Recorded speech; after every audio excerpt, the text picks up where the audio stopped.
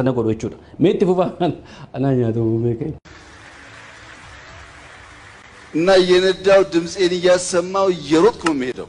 መሀል ላይ ደግሞ ማርሽ እየቀየርኩ አን እያልኩ ማለት እና እናቴ ቤት ስደርስ ፈጥኜ ስለመጣው ትመረቀኛለች። ሮጬ ሄጃለሁ። ከፊዚካልም አንፃር ከኢማጂነሪ ፓወርም አንፃር አሁን የገባኝ ማለት ነው። አምሬፍ ገሌ ቤረ ማለ ሙም ማከነ ጎቱ ገሩ ማሉ መስንጎን አመነ ሞታ አቺታ ኤከናፍ ሀርከ ወደ ርኩቱቱ አጃይበነት ታም ኢጆሌ ባዲያ ከሰታኔ ወንቲ ኑቲ ሂንጎድን እንጅሩ ሃዳ መናፍ አባ መና ጀኔ ማል ጀኔ ወታደረ ጀኔ አካይ መነ ከሳ አካልኔ ቱማቱመኔ አከበሶቲ አስረካወኔ ዋን ባዬ ጉዳቱ ረጆሉማቲ har'a akkamittiin akkasan waa'ee jaalala konkolaataaf qaban kana dhufanii uummata fuulduratti harka walitti rukuchiisu. Jaalalli konkolaataaf qaban kana gaa har'a konkolaataa isaanii masaraa mootummaa keessatti haaromsanii babbareechanii ka'anii yeroo barbaadanis oofanii deeman kana nutti agarsiisaa jechuudha. Isaan ijoollummaadhumatti kaa turan jechuudha. Dheengaddamoo keessa darbanii maal jedhan yoo xiqqaate guyyaatti yeroo tokko muummicha ministeeraa taatanaan jechaan guddadheedhan. bara Dr. Abiy ijoollee turan muummichi ministeeraa jiru. Hajiru iyyuu malee biyya bulchu. Pirezidaantiidha kan biyya bulchaa ture. Muummichi ministeeraa biyya bulchuu kan jalqabe kunoo ergi Mallas Zeenaawiti. Ihaadig gaafa bara Taamiraat Laayinee ture xaqalaa ministeerii. Mallas Zeenaawii pirezidaantii ture ergasii wal jijjiiranii Mallas gara aangoo sanaatti dhufe xaqalaa ministeeriin biyya bulchuu jalqabe jechuudha. Dr. Abiyyiin garuu ijoollummaadhuma sanaanitu xaqalaa ministeerii taata. Fedhii isa sanaa jechuudha arras. Fedhiidhuma gaafa ijoollummaa jechuudha. Mootii koo Jimmaa keessatti aadaadha. Nama jaallatanii mootii koo jedhu. Mootii koo isa gaafa Dr. Abiyyiin jedhan sana ijoollummaadhaan mootii koo naan jechaan guddadhee nuun jedhan. Baay'ee gaarii. Baay'ee gaarii. Garuu nuuf yaada. Nuuf yaada. Ani garaan koo maaliif akka inni guddatee jedhedha. Wanta kanatu garaa nu guddisaa jedhama. Komeediyaanii ta'e, muummicha ministeeraa ta'e, qonnaa lafaa ta'e, waanuma isaa wallaalle. Al tokko shufeerii, al tokko tiraafikii shufeerii, wanti isin ta'in hin jiru muummee koo. Muu garaa nu guuttaniin. Garuu akkamittiin isin koman. Abbaa duulaatu isin guddise, abbaan duulaas immoo kunoo akkuma kan xaaqaa abujadiiti. Waltajjii irraa jiran abbaan duulaa. Tokkotu qawwee nyaachifateedha akkas na dha'uudhaaf jennaan dhagaa fuudhee dha'ee qawwicha harkaa fudhee mee viidiyicha mee daawwadhaa.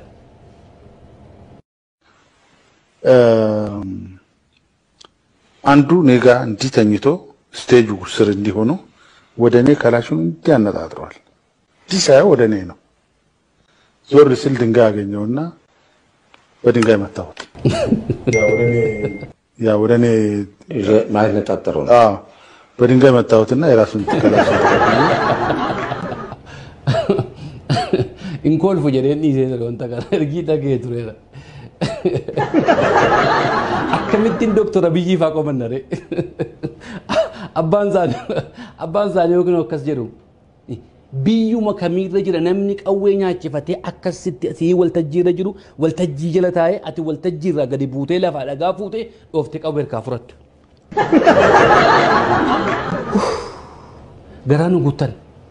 Garaa nu guuttan waan godhuu dhabne. Abbaa duulaa utuma jennu immoo Dr. Abiyyiin immoo kan isaanii immoo hin caaleem. Maali jara keenya maal kottaayyuu nu bashannansiisa. Laalaa akkuma kana torbanitti yeroo tokko nu kottaa miidiyaan biyya keessa jiru abbaa duulaas nu dubbisa yoo dandeessan afaan Ingiliffaatiin. Dr. Abiyyis. YouTube channel keenya subscribe gochuu warri baqattanii harki keessan garuu akka nama adurree ajjeesee isin ullatuti mukumaan hidhaatee dhaqaa subscribe godha. Waan baay'ee irraa baratta gingilchaarra. Gingilchaan dhugaaf hojjetti. Isiniif hojjetti. Kabra waa'ee adda bilisummaa Oromooti. Waa'een adda bilisummaa Oromoo keessatti yeroo ammaa deddeemaa jiru kan marsaa 23 irratti dhiyeesseen ture. Gaarii ture. Hayyu dureen waggaa 21 waggaa 20 aangoorra turuun hayyu duree jijjiiruun yoo isaan aangoorraan ka'an jiran akka kanaan buusuun gaarii ture. Garuu yeroo isaatu yeroo hin taanedha. Yeroon isaa yeroo gadheedha. Yeroo haalamma uummati keenya keessa jirutu yeroo gadheedha. Warra amma adda bilisummaa Oromoo obbo Daawwidiin aangoorraa uggurra jettanii miidiyaa OBN irratti gadi baatanii ibsa nuu kennaa jirtan kuni yaadi keessan baay'ee gaarii ture. Utuu ji'a ja'a dura faatee utuu akka biyya galtan faateen yaada bareedaa ture. Amma garuu hin taane. Maaliif hin taane bartanii tokkoffaan yeroo isaatu yeroo hin taane. Lammaffataa dabballoota bilchiginnaatu isinii faarsaa jira. Dabballoonni bilchiginnaa immoo cimina adda bilisummaa Oromoof jiraachuu adda bilisummaa Oromoon barbaadan. Akkamittiin barbaadan tokko utuu barbaadanii waajjira adda bilisummaa Oromoo Oromiyaa keessatti baname hundumaan cufsiisan. Lama hogganoota adda bilisummaa Oromoo ciccimoo jedhan umurii isaanii guutuu qabsoo keessatti dabarsan akka obbo Abdii Raggaasaa fa'aa kana akka Koloneel Gammachuu fa'aa kana mana hidhaatti inu gurtan. Sadaffaa ijoollee homaan beekne ijoollee egeree Oromiyaa taatu maqaa adda bilisummaa Oromootiin yuunivarsiitii irra in ariitan. Ijoolleen har'a qawwee baattee jirtu ijoolleen har'a bosona jirtu kuni ijoollee yuunivarsiitii irraa isin ariitanidha. Kanaan cimina adda bilisummaa Oromoo barbaaddu ture. Tokkoffaan Oromoon akkasiin egeree in arganne gochuudhaaf deemtu. Barataa Oromoo yuunivarsiitii keessaa ariisistu. Hin kolaasaa jirtu, ajjeesaa jirtu. Wanti isin Gujii keessatti Wallagga keessatti gootan bara baraan sammuu keenya keessaan badu. Waan isin har'a Oromiyaa guutuu keessatti godhaa jirtan kun bara baraan seenaa Oromoo keessatti galmeeffamee ta'a. Har'a mana hidhaa kan guute bara wayyaanee caalaa har'as Oromoodhumatu mana hidhaa jira. Cimina adda bilisummaa Oromoo barbaadu. Warra amma ka'ee kanaaf egaa warri afarsaa jiruuf warra kanaa jechuudha. Karaa isin irra deemaa jirtan karaa sirrii akka inni hin taane kan nutti hime dabballoonni bilchiginnaa isiniif faarsuudha. Adda bilisummaa Oromoo hayyu duree waggaa 21 turan. Anutu jijjiiramanii nan gammada. Haala amma ta'aa jiru garuu miti. Haalli amma ta'aa jiru haala adda bilisummaa Oromoo laamsheessuudha. Bilchiginnaan akka wanta kana keessa harka qabdu kan mul'isu miidiyaa isaaniitu isiniif labsaa jira. Kabareejii isinii kennaa jira. Hoogganoota immoo ciccimoo jedhan mana hidhaatti isinii guuree jira. Qeerroof qarree Oromoo mana hidhaatti rakkisaa jira. Kana gochuun adda bilisummaa Oromoo cimsu? No. No, abadan. Kanaaf karaa dogoggoraarra jirtu. Kanaaf karaa sirriirra hin jirtan. Isin hayyoota keenya, qabsaa'ota keenya kabajaa isiniif qabna. Qabsoo kanatti baay'ee dadhabdan. Qabsoo kanatti baay'ee dhamaatan. Qabsoo kanaaf jireenya dhabdaniittu. Haalli isin amma garuu ittiin deemaa jirtan dogoggora. Dogoggora ta'uusaa gaa kanarraa barree jechuudha. Akkuma sangaa 3-4 waliin deemaa ture sababii diimaa gurraacha adii addaan baasee waraabessi nyaate sana isin gochuudhaaf deemu. Abadan bilchiginnaan abadan mootummaan kun adda bilisummaa Oromoo jabaan barbaadu. Utuu adda bilisummaa Oromoo laafaa ta'e isaaniif gaariidha. Isaaniif gaarii ture. Cimina adda bilisummaa Oromoo waan beekaniif. Addi bilisummaa Oromoo laphee uummata Oromoo hundumaa keessa waan ta'eef laamsheessuuf deemu. Miseensa adda bilisummaa Oromoo miti. Addi bilisummaa Oromoo garuu lafee koo keessa jira. Dhiiga koo keessa jira. Badiinsa adda bilisummaa Oromoo hin hawwu. Laamshawuu adda bilisummaa Oromoon gammadu. Mootummaan kun kanaaf deema. Kanaaf karaa isin irra jirtan kun sirrii miti. Uummanni Oromoo kanaan isin deeggara? No. Ayyu duree kaasa, ayyu duree fida, ayyu duree fetan kaa'a. Adda bilisummaa Oromoo keessa rakkoon jira. Rakkoo baay'ee jira. Rakkoo keessan bilchiginnaatu isinii fura miti. Gola keessa ta'aa furadhaa. Dheengadda dubbadheera.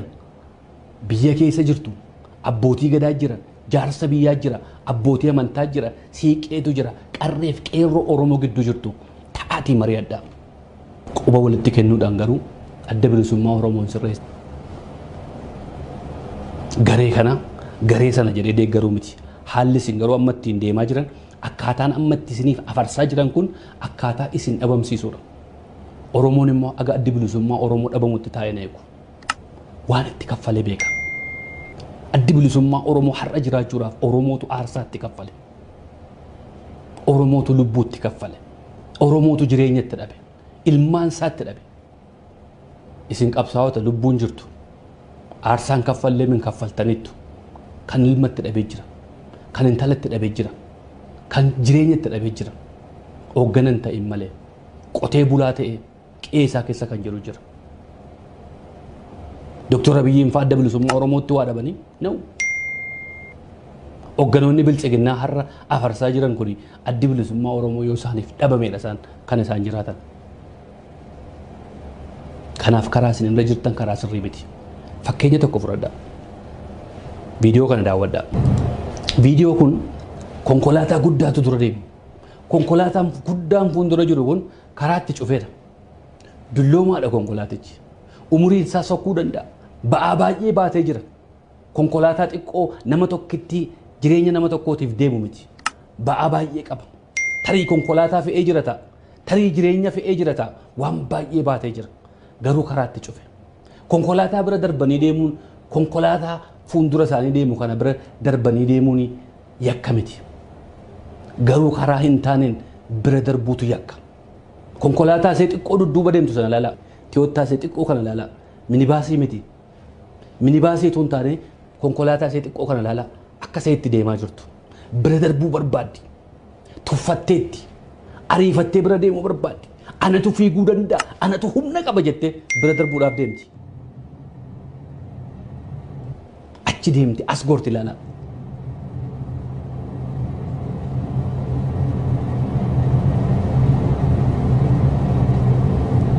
Ilaalaa. Akkas ta'e. Konkolaataa kana bira yoo karaan kennateef yoo carraa argatte bira darbuun yakka miti. Garuu karaa bira darbuu dandeessu dhiistee karaa bira darbuu hin qabne karaa caccabaarra karaa korokonjiirra karaa intaanerra konkolaataa bira darbuudhaaf deemte konkolaataa xiqqoon sun hin tuffatte jalqaba. Inni arrabsuu barbaadde jalqaba. Fuula koo dura deema kun caccabaan kun jaarsi kun jette. Garuu karaa sirriidha deemaa jirtu. Garuu karaa sirriidhaan bira darbaa hin jirtu. Otoo karaa bitaatiin deemtee fuuldura darbuu dandeessi. Garuu ofii badde jechuudha. Kan bira darbuu hin dandeenye ofii dudduubatti hafe. Jireenyi akkasii. Wal bira darbuun gaariidha. Yerootti wal bira dabarru sana ilaallachuu qabna. Yerootti carraan namaa mijatu ilaallachuu qabna. Yerootti haalli namaa mijatu ilaallachuu qabna. Bira darbuudhuma hin danda'a jechuudhaaf korokonjii keessa godhe karaa caccabaarra godhe hayyellaa keessatti kufte jechuudha.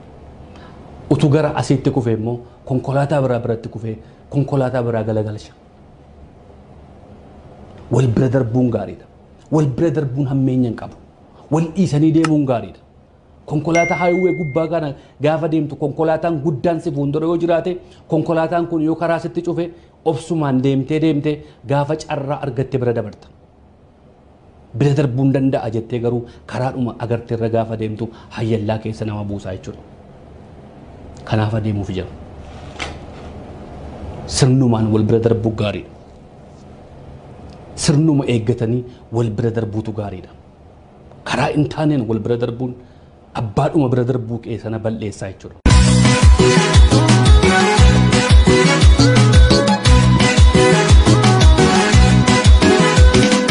Qabsoo adda bilisummaa Oromoo dhabamsiisaatti ofii dhabamuuf deemtu. Qabsoo adda bilisummaa Oromoo bira dabarree qabsoo adda bilisummaa Oromoo xiqqeessine qabsoo adda bilisummaa Oromoo karaarraa maqsinaatti ofii keessanii karaarraa maxxu. Abbaa fedhe maan ta'in. Qabsoon adda bilisummaa Oromoo miseensa dhalootumaan jireenyumaan itti taane. Waadaa nama waamsisanii harka alaabaarra nama ka'an miti. Oromoo gaafa taatu miseensa dhaaba adda bilisummaa Oromoo taate. Dhaaba kanatti aarsaa baay'ee kaffale. Dhiiga qulqulluu baay'ee dhangala'e. Dhiiga Oromoo hedduutu itti dhangala'e. Jiraachuu dhaaba kanaa barbaadna. Maaliif akka inni hin dhabamne barbaadna? Waan itti kaffallee beenna. Waan itti kaffalame beenna. Waan Oromoon itti kaffalee beenna. Waan dhaaba kanaaf taanee beenna nutis. Oromoo ta'ee dhaaba kanaaf kan aarsaan kaffaliin hin jiru. Dhaaba adda bilisummaa Oromoo dhabamsiisaatti ofii dhabamtu. Hedduutu yaale. Hedduutu carraaqe. Ofii baqanii hafu. Hoggana achi keessa jirtan ta'a. Hayyuu duree ta'a, ittaanaa ta'a. Dhaaba kana dhabamsiisuu hin dandeessan. Dhaabni kun dhaaba uummata Oromooti. Yeroodhaaf geggeessaa jirtu malee dhaabichi dhuunfaa keessanii miti. Kaampaanii keessan miti. Yeroo barbaaddan dhaamsan, yeroo barbaaddan kaasuu hin dandeessan.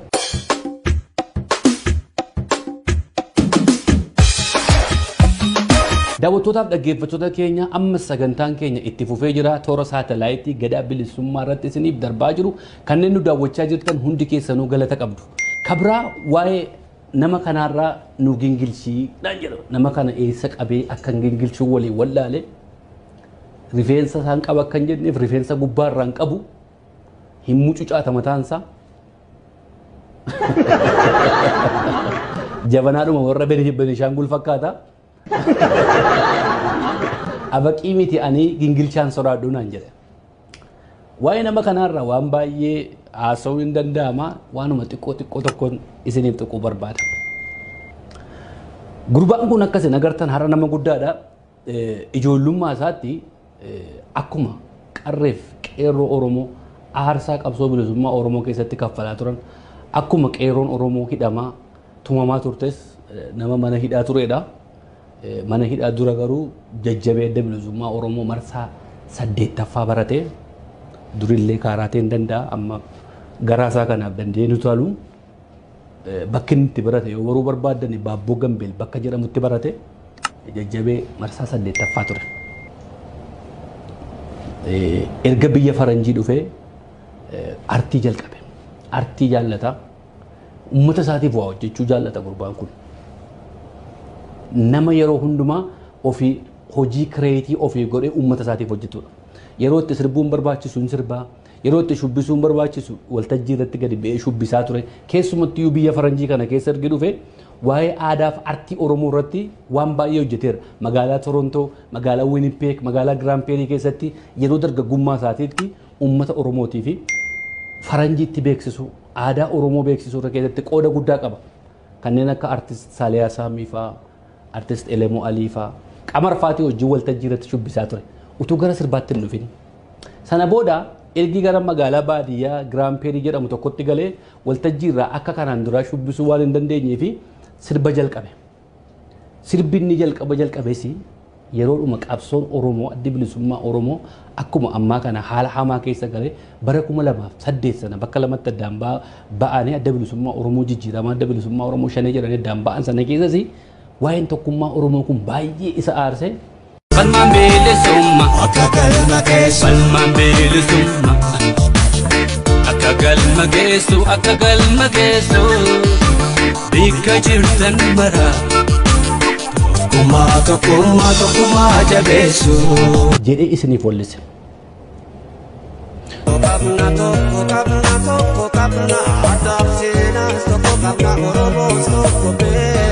Yeroo qabsoon Oromoo bakka lamatti addaan ba'ee namni garaansaa iddoo adda addaatti waliin faca'e keessumattuu daasporaa sana keessatti sirba kana kan sirbe. Erga achiis deemee haalli hammaatee qabsoon biyya keessattis immoo cimee baay'ee fincilli kun itti jabaate immoo miidiyaadhaan gadi ba'e. Miidiyaa qaanqee shawuu hojjechaa ture. Miidiyaa kanarratti namoota baay'ee dubbisaa, namoota baay'ee kadhatee miidiyaa isaa irratti dhiyeessaa ture. Akka har'aa kana hin taane namoonni gadi ba'anii dubbachuu sodaatu. Miidiyaa irratti gadi ba'anii haasa'uu sodaa guddaa qabu. Hoogganoota keenya kana qabsaa'ota Oromoo, hayyoota Oromoo gola keessaa warra qabsoo keessa turan kadhatee gara miidiyaatti fidaa ture. Biyya hundumaatti bilbilee nama hundumaa qorate. Osuma kanaan jiru tiim lammaan gadi ba'e. Yeroo tiim lammaan gadi ba'u kana keessas qabsoon biyya keessaa finiinte. Hubadhaa waraana bilisummaa Oromootiif jaalala guddaa qaba gurbaan kun. Woboo baay'ee jaallata. Woboo jaalachuurraan kan ka'e waraana bilisummaa Oromoo dhaqee ilaaluu barbaada. Kanaaf adda bilisummaa Oromoo keessaa hooggana cimaa tokko Jaalle Gaashuu Lammeessaa jedhamu isaanitti bilbile gurbaan kun waraana bilisummaa Oromoo dhaqee ilaaluu barbaada jedhan. Yeroo korri sabaa geggeeffamu sana kora sabaa arfaffaa hin dhaxxame maal rakkoon jiraatti jedhamee hayyu duree dubbisanii hayyu dureenis haa dhufan jedhanii artistoota nama 9 deemaman jedhan keessaa tokko gurbaa kana ture. Baay'ee adda bilisummaa Oromoo waraana bilisummaa Oromoo arguudhaaf baay'ee waraana bilisummaa Oromoo arguudhaaf waan hawwuufi biyya Kanaadaa jiraaturraa Eertiraa dhaquudhaaf qophii ture. Qophaa'ee ittiin jedhaniiru. Guyyaa isaa sitti himna xalayaasii ergina qophiidhaan eegi maqaan kee darbee jira akka dhuftu dubbatamee jira hayyu dureenii sii rukutanii jiru ittiin jedhan. Artistoota nama 9 waraana bilisummaa Oromoo bira kora sabaa irratti hirmaachuuf dhaqan keessaa nama tokko ture. Miseensa miti akka artistiitti garuu akka dhaqee waraana bilisummaa Oromoo ilaaluuf ayyamameef. Isa biyya deemuuf ture. Yiisee Eertiraa deemuudhaaf qophaa'e. Hoogganaa ABO keessaa akkuma isin jedhee Jaalle Gaashuu Lammeessaa tokko qophaa'ee ittiin jedhee Eertiraa deemuudhaaf waraana bilisummaa Oromoo jaallatu sana ijaan arguudhaaf of qopheesse. Hiriyoota isaa tokko tokko wajjinis Awustiraaliyaadhaaf Siwiidin keessa warra jiraniifis achitti wal arguudhaaf wal beellame. Walga'iin jalqabuudhaaf gaafa guyyaan 3 hafu hiriyoonni biraa ka'anii eessa geesseettaatti jedhanii bilbilatti bilbilan gurbaa kanatti. Lakkeen ammayyuu manuma jiraan kaan walga'iin amma guyyaa 3 booda ka'aat akkamittiin kaan xalayaa si ergina naan jennaan xalayicha eeggachaa jiran tikeetii iyyuu muranne keessaa kaansilii godhanii jiru. Waggaa tokko ol eege waraana bilisummaa Oromoo dhaqee ijaan ilaaluuf waraana jaallatu sana waraana kunuunfatu kana ijaan arguudhaaf baay'ee hawwee jechuudha. Guyyaa 3 gidduutti ka'ee ittiin jedhan guyyaa 3tti magaalaa Koborii beegii biti biyya kana keessatti tikeetii murachuudhaaf yoo xiqqaate 7 si gaafata guyyaa 3tti akkamittan deemaa nan egaa hafuu dandeessatti jedhame hafee jechuudha. Waraana bilisummaa Oromoo ijaan ilaaluu barbaadu sanarra hafe. Yeroo sanatu aarii keessa galee tiim Lammaan yeroo sana reef dhufe waa'een tiim Lammaa baay'ee o'aa abdii kutate. Obbo Lammaa deeggaruutti gale. Namni kana beekuuf obbo Lammaa dhuma fuudhee leellisuutti ka'e jechuudha. Isa duwwaa miti namoota baay'eetu obbo Lammaa deeggaraa ture. Haasaa obbo Lammaa sanaan tiishertii hojjisiifatee kinoo lapheerra kaawwate. Hin shubbise hin quruphise konkolaataarra kaawwate. Hubadhaa waggaa meeqa guutuu erga biyya faranjii dhufe adda bilisummaa Oromoo tajaajilaa ture. Bakka koonsertiin adda bilisummaa Oromoo argamutti guyyaa tokko saantima tokko tuun furatin tiraanspoortii mataa isaatiin deemee siree mataa isaatii qabatee kan tajaajilu. Garuu akka inni waraana bilisummaa Oromoo bira hin dhanne kanan waan godhameef erguman hamma kana godhee hamma kana dhaaba kana duukaa rakkadhee waraana bilisummaa Oromoo jaan arguu barbaade. Ala goome maaliin eegaa kan jedhu kan tiim Lammaa keessa itti gale. Tiim Lammaatti deeggaruutti ka'e jechuudha. Tiim Lammaa kana gaafa deeggaru gaa tiishertii isaanii hojjisiifatee kinoo lapheerra kaawwatee alaabaa isaa immoo hin dhiisu gidduu kaawwatee Dooktor Abiyyi garasiin kaa'ate obbo Lammaa garasiin kaa'ate konkolaataarra kaawwate deeggaraadhuma isa cimaa ta'e. Illeellisa kan surraa isaanii kinoo kana hundumaa diizaayinii adda addaa godhe jechuudha. Aariidhaan. Aarii isa waraana bilisummaa Oromoo bira hambisan tiim Lammaa deeggaruutti ka'e. Namni nu banneef kana gurbaadhaaf fedhii waraana bilisummaa Oromoo isa ilaaluu qabu sana gaafa bira hambisan gaan kana keessa gale jechuudha. Hamma kana keessa gale diizaayinii godhaaf kidoo obbo Shimallis faatiif obbo Addisuu faatiif injiinar Taakkalee faatiif jara leellisuutti ka'e. Gara waggaa tokko leellisaa ture. Yeroo leellisu kana garuu jarri kun at least Oromoodhaaf bu'aa gochuu danda'u. Imimmaan haadha Oromoo qoorsu. Jarri kun Oromoodhaaf afaan Oromoo dubbatu. Kanaan dura warri nu ajjeesaa turan nu fucciisaa turan warri kun ergaman iyyuu maleessa ajaja kan biraatu itti kennamaa ture warra afaan keenya hin beekne. Jarri kun immoo tarii waan haaraa biyya keenyatti fidu. Du'a uummata keenyarraa hambisu. Hidhaa nurraa hambisu, ajjeechaa nurraa hambisu waan jedhuuf deeggaree jechuudha. Yeroo Dooktor Abiyyiin aangoo argatanii shaampeenii baneef. Puuf! Ilaa. Gammachuun gaafa sana gammadee ani waa'ee jireenya kootii miti. Waa'ee dhuunfaa kiyyaa miti. Waa'ee karabaatii uffadhee boolee dhaqee na simatanii sanaa miti. Haati Oromoo hin boossuudha. Oromoo hin ajjeefamuudha. Isan dur gaafan biyya dhaqu sodaachaa dhaqu kana booda laphee koo dhiibeen alaabaa uffadhee afaan Oromoo haasaa eerpoortii keessaa gadi bu'ee faadee. Sodaa tokko maleen Oromiyaa keessa deema. Bakka hin barbaadeen dhaqa. Uummati keenya bilisummaadhaan jiraata. gammachuu sanatu sammuu koo keessa ture. Sanan hawwaa ture. Jireenya dhuunfaadhaaf jedhee garuu hin galle. Jira kanaan kana naa godha na simadha asiin na galcha booleetti na eega akkan naa godha jedhee hin gaafanne. Hawwiin koo fedhiin koo hundumaa Oromoof ture. Mul'anni koo hundumtuun du'a Oromoo irraa dhaabbatu ture. Waan narra ga'aa ture sana waan hin beekuuf kana booda Oromoo irra hin ga'u ture. Malee waa'ee dhaabaa irraa mitan. Yeroo hin deeggaru sana sigaa fuuldura baaseen qulqulluudha miidiyaa irratti naasa hin uffadhu. Dantaa mataa kiyyaaf miti. Dantaa uummata kiyyaan ilaala. Egeree uummata kootiin ilaala. Waa'ee ani biyya dhaqee bashannanu ilaallan. Namni dhufinnaa hin jedhan jiru. Utuun biyya dhaqee akkuma nama kaaniin simatama. Yoo xiqqaate namni lama namni sadii boolee dhaabbatee eegamaa rakkoon qabu hiriyoota qaba. Yoo xiqqaate artistoota keenya na eegu turan. Ani waa'ee sanaa miti. Waa'ee fedhii bilisummaa ture. Darara manarra ga'aa ture beeka. Mana hidhaan galaa ture beeka. Mana hidhaa hambuutu fuula koo dura jira. Mana hidhaa dhedheessa fuula koo dura jira. Mana hidhaa beegeetu fuula koo dura jira. Harargee keessatti mana hidhameetu. Harargee keessatti san bakkee baarandaa bulaa turetu sammuu koo keessa jira. Kan akka koo ta'u Oromoo hedduu meeqa jira. Waan ani ta'e ol kan ta'an meeqatu jira. Kanatu Oromoo irraa dhaabbataa ture.